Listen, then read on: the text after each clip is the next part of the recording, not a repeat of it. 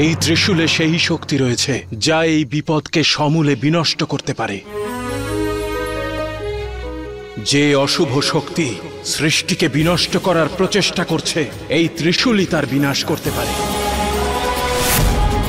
কিন্তু যিনি এই ত্রিশূলকে ধারণ করেন, উনি এই ত্রিশূল আর সমগ্র সংসার ত্যাগ করেছেন। উনিই আমার আরাধ্য। এই ত্রিশূলে কি এমন শক্তি আছে যা এই সৃষ্টির বিনাশকে থামিয়ে দেবে, প্রলয়কে থামিয়ে দেবে? হ্যাঁ, এই ত্রিশূলের ৩ শূল সেই ৩ গুণের প্রতীক যা দিয়ে এই সৃষ্টি তৈরি। শত, তম আর রজ। এই ত্রিশূল রচিত হয়েছে সেই উদ্দেশ্যে যে যখনই অধর্ম আর পাপ তাদের চূড়ান্ত সীমা অতিক্রম করবে, তখনই এই ত্রিশূল তাদের বিনাশ করবে আর সৃষ্টির ৩ গুণের মধ্যে ভারসাম্য রক্ষা করবে। কিন্তু এখন আমার আরাধ্য এই ত্রিশূলকে ত্যাগ করেছেন আর বৈরাগ্যের পথ বেছে নিয়েছেন।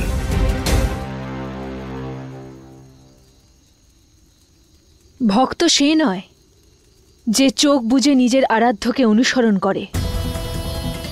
ভক্ত হলো সে যে নিজের আরাধ্যকে প্রশ্ন করে কোনটা উচিত আর কোনটা অনুচিত।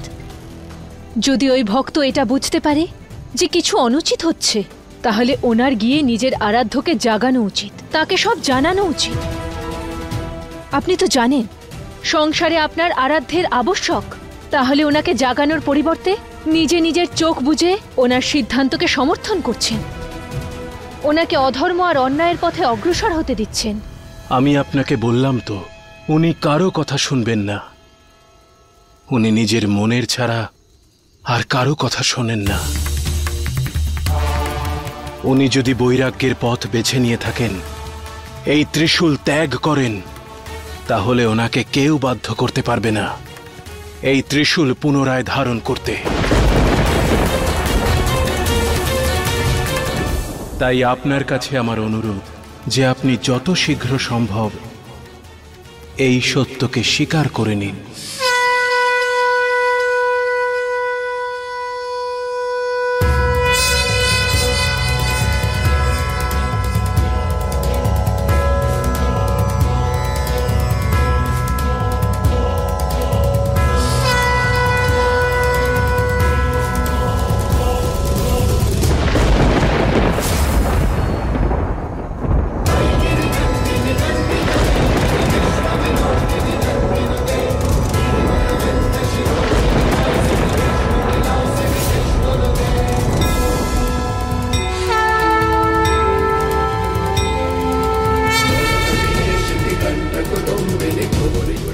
যা সত্য, যার সততা আছে, তাই হলো সতী।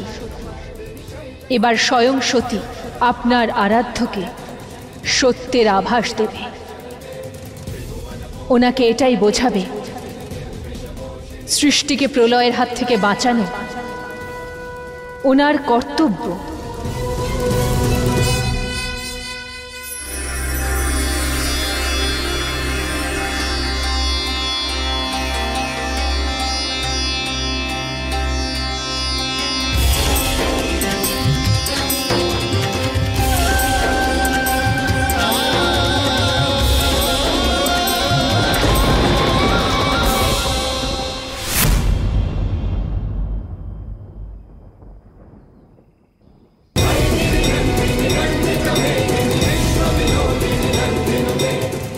আপনার এই বৈরাগ্যকে এই সৃষ্টির ধ্বংসের কারণ হতে দেব না। আপনাকে পুনরায় এই ত্রিশূলকে ধারণ করতেই হবে।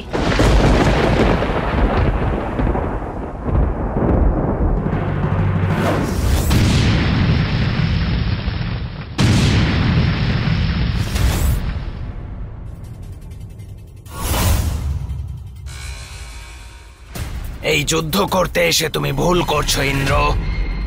এখানে তোমার পরাজয় সুনিশ্চিত। দেখো তোমার আশেপাশে আমাদের একজন অসুর তোমাদের কতজন দেবতাকে দমন করছে। অসুরদের বৈকুণ্ঠে বিজয় সুনিশ্চিত। তোমার পরাজয় স্বীকার করে নাও ইন্দ্র, যদি আত্মসমর্পণ করো তাহলে হয়তো আমি তোমাকে সৃষ্টির কোনো কোণে জীবিত রাখতে পারি। বজরং, নিজের শক্তিকে নিয়ে এত অহংকার করার পূর্বে স্মরণে রেখো, তোমাদের সবার অসুরদের অস্তিত্ব দেবী শক্তির কৃপাতেই বর্তমান। আর আমার দেবরাজ ইন্দ্র ওই মাতার শক্তি আর কৃপার ওপর পূর্ণ বিশ্বাস আছে যে উনি ধর্মের এই যুদ্ধে অধর্মের সাহচর্য কোনোদিনও দেবেন না। বৈরাগী হওয়ার অর্থ এটা নয় যে ব্যক্তি নিজের কর্ম থেকে বিমুখ হয়ে যায়, বরং বৈরাগ্য ভাব থেকে করা সমস্ত কর্ম আধ্যাত্মিকতার চরম শিখর হয়। এই ত্রিশূলকে ধারণ করুন আর নিজের কর্মপথে অগ্রসর হন। এই পাপের বিনাশ করুন, অধর্মের উপর ধর্মকে স্থাপনা করুন, সৃষ্টিকে ধ্বংসকারী এই প্রলয়কে নষ্ট করুন। এই নির্দোষীদের দুঃখকে শেষ করুন যে রক্ষাকর্তার কাছে সাহায্যের আশায় এসেছে। এই নির্দোষদের আপনার উপর অনেক ভরসা, কৃপা করে এদের ভরসাকে ভেঙে দেবেন না। আমি কারো উদ্ধারকর্তা নই, আপনি সাহায্যের জন্য অন্য কারো কাছে যান, কারণ সব কাউকে সাহায্য করতে পারে না।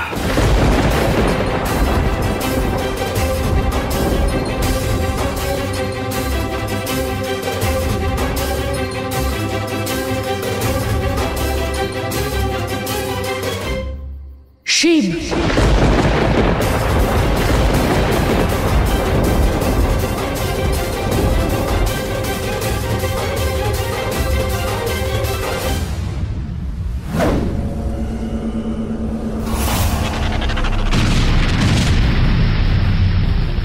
আমি তোমাকে শেষ করে বৈকুণ্ঠ লাভ করব।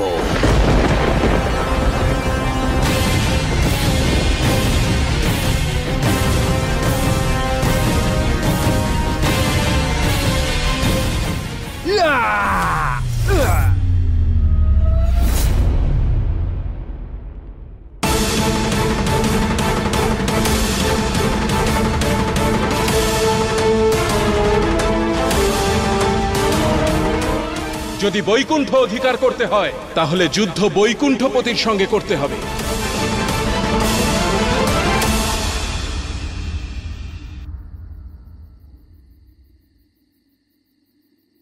এটা কেবলমাত্র ত্রিশূল নয়, বরং সেই ব্যক্তির আস্থার প্রতীক যিনি আপনাকে এটা ধারণ করার যোগ্য বানিয়েছেন, শক্তিশালী বানিয়েছেন।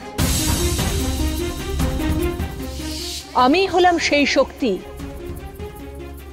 যে আপনাদের তিনজনকে উৎপন্ন করেছে, দেবী আদি পরাশক্তি, সেই অনুরাগের প্রতীক যা এখনো কোথাও না কোথাও আপনার এই বৈরাগ্যের মাঝে রয়েছে। এই হলো এই ডমরুর আকৃতি। এর কোনো আরম্ভ নেই, অন্তও নেই। এটি অনন্ত, একদম আমাদের সম্পর্কের মতো। যেরকম এই হংসযুগল শিব এবং শক্তির প্রতিরূপ, সেই রূপ এই ডমরু আমাদের সম্পর্কের রূপ। সেই সম্পর্ক যে প্রত্যেক কঠিন বাধা এবং দুঃসময়ে লড়ার শক্তি রাখে। আর এই সব প্রতীকের উপরে এই সৃষ্টিতে আপনার অস্তিত্ব আর আপনার উদ্দেশ্য। যদি আপনার মনে কখনো কারোর জন্য এতটুকু অনুরাগ থাকে, ভালোবাসা থাকে, তাহলে এই ত্রিশূল ধারণ করুন, কারণ তিনি কখনোই চাইবেন না সৃষ্টি থেকে আপনার উদ্দেশ্য, আপনার কর্ম বিমুখ হয়ে যাক। আর শিব সব হয়ে যাক। উনি কখনোই চাইবেন না আপনি এমন কিছু কখনো করেন যাতে আপনার অস্তিত্বের বিনাশ হয়। শিবের এই ক্রোধ শক্তির জন্য আপনার অনন্ত প্রেমেরই প্রতীক। আমাদের পুনর্মিলন হবে দেব, এটাই আমাদের নিয়তি। আপনার স্মৃতিও ফিরে আসবে আর আপনার শক্তি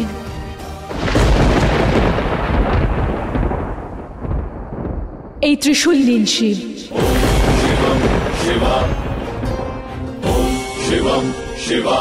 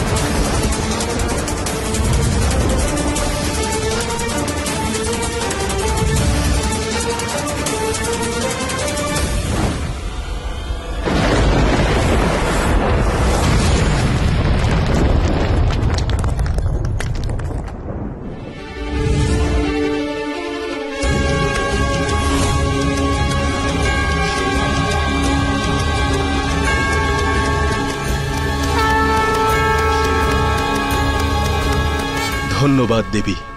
শেষ পর্যন্ত আপনি শিবকে ত্রিশূলধারী বানিয়েই ছেড়েছেন। বজরঙ্গের বিনাশের আর দেরি নেই। তাহলে বৈরাগী শিব নিজের ত্রিশূল পুনরায় ধারণ করেছে। এসো, এগিয়ে এসো, আমাকে মারার ব্যর্থ চেষ্টা করো। আমিও তো দেখব শিবের এই ত্রিশূলে কি এমন ক্ষমতা আছে যে আমাকে হত্যা করতে পারবে।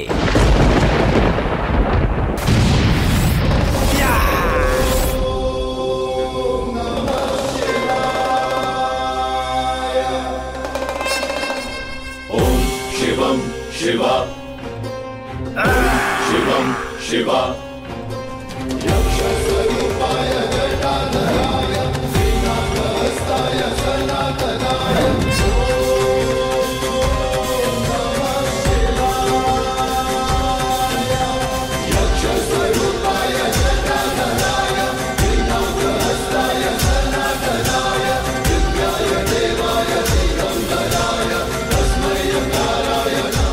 মহাদেবের জয়, মহাদেবের জয়, মহাদেবের জয়।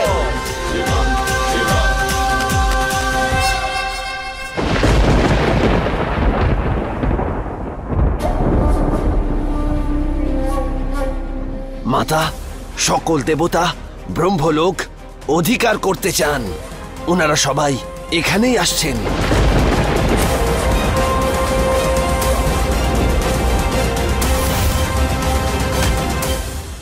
কি করে ওরা সফল হতে পারলো, আর কি করে আমি ব্যর্থ হতে পারলাম? কি করে?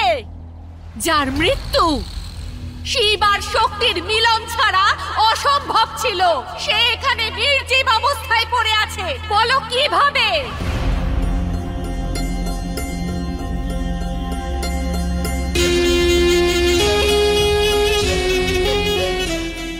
না, বজরঙ্গের মৃত্যু হয়নি,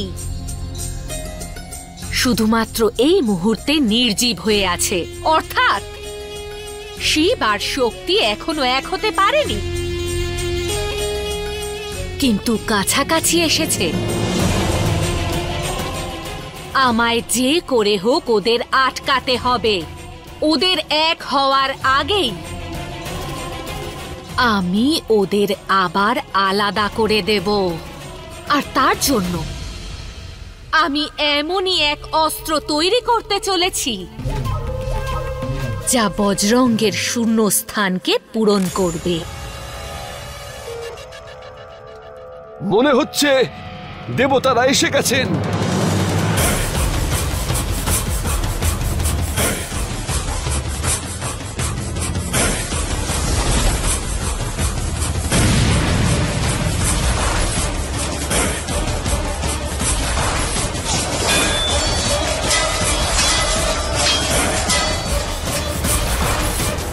বজরংকে ছাড়া আমরা এই ব্রহ্মলোক কখনোই বাঁচাতে পারবো না। না এই স্বর্গ। আমাদের এত ক্ষমতা নেই মাতা। ক্ষমতা দিয়ে নয়, আমাদের এই যুদ্ধ এখন ছলনা দিয়ে জিততে হবে। আর তার জন্য আমি এমন এক অসুরকে জন্ম দেব যে ওই দেবতাদের নিজের ভক্তি দিয়ে পরাজিত করবে।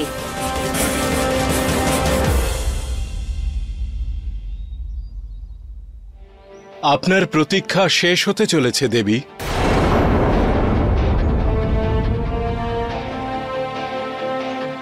কোন কেমন প্রতীক্ষা?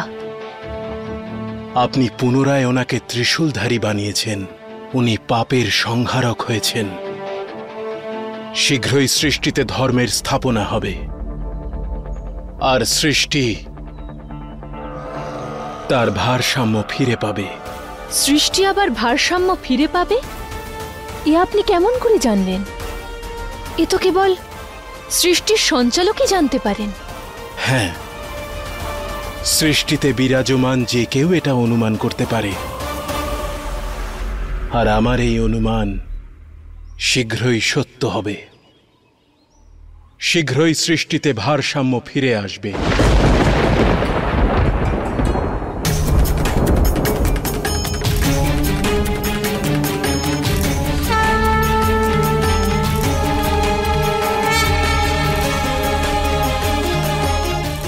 আপনার অনুমান সত্যি, সৃষ্টির ভারসাম্য ফিরে আসছে। কিন্তু জানি না কেন এখনো আমার মনে হচ্ছে যেন কিছু অসম্পূর্ণ। এখনো অনেক কিছু ঘটার বাকি আছে।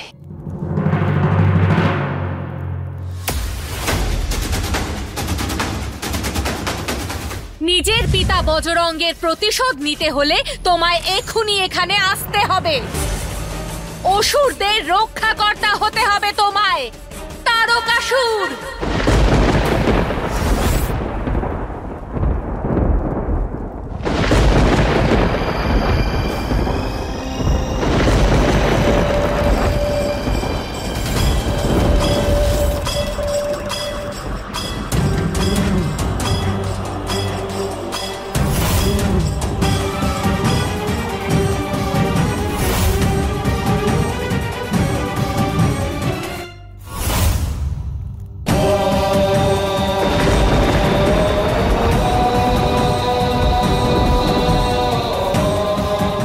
প্রণাম মাতা। আমি আমার পিতার এই অবস্থার জন্য প্রতিশোধ নিয়েই ছাড়ব। চারিদিকে আমার নাম ছড়িয়ে দেব। অসুরদের রক্ষাকর্তা হয়ে থাকব। আদেশ করুন মাতা, আমায় কি করতে হবে? তোমায় ব্রহ্মাদেবের নামে তপস্যা করতে হবে, এমন তপস্যা যা আজ পর্যন্ত এই জগতে কেউ করেনি। আর যখন তোমার এই তপস্যা সফল হবে, তখন তুমি ব্রহ্মাদেবের কাছে অমরত্বের বরদান চাইবে, যাতে তোমায় ওই বৈরাগী শিব হত্যা করতে না পারে। যথাজ্ঞা মাতা, আমি এখনই আমার তপস্যা শুরু করছি।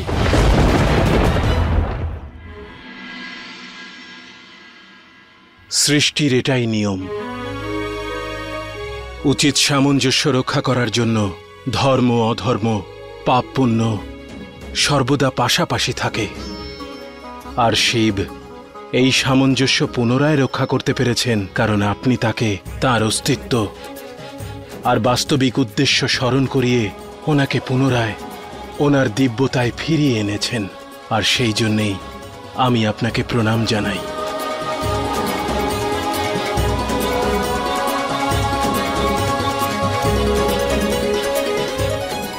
দেবী, আপনি এ কি করছেন? আমি দেবী নই। আমি তো সাধারণ এক রাজকুমারী। যিনি নশ্বর দেবকে ঈশ্বর বানিয়ে দেন, উনি তো দেবী।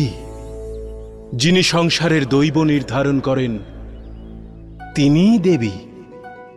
যিনি দেবত্বের প্রতিরূপ আর ঈশ্বরের স্বরূপ। আর আপনিও তো তাই, কারণ আজ আপনিও সেটাই করেছেন। আর যদি আপনি আপনার মনের প্রশ্নগুলোকে সরিয়ে রাখেন, তাহলে আপনিও আভাস পাবেন আপনার দিব্য রূপের দেবী।